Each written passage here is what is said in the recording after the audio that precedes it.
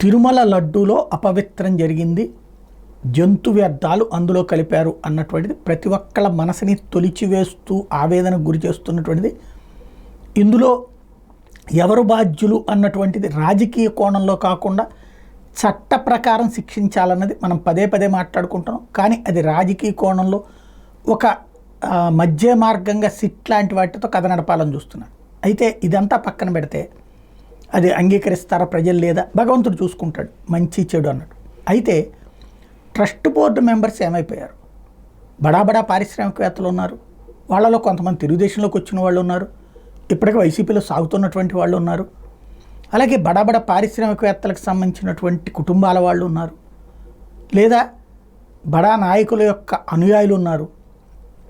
వీళ్ళందరూ ఉండగా ఎందుకని తిరుమల తిరుపతి దేవస్థానం విషయంలో ఈ ఇష్యూ వచ్చాక, ఎందుకంటే వాళ్ళే బాధ్యులు, ఈవో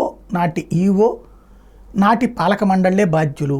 వాళ్ళు నోరు మెదుపుతారా మెదపరా, సమాధానం చెప్తారా చెప్పరా, చెప్పకపోతే వాళ్ళందరి మీద చర్య తీసుకోవాల్సిన అవసరం ఉందా లేదా, ఇది తేలాలి.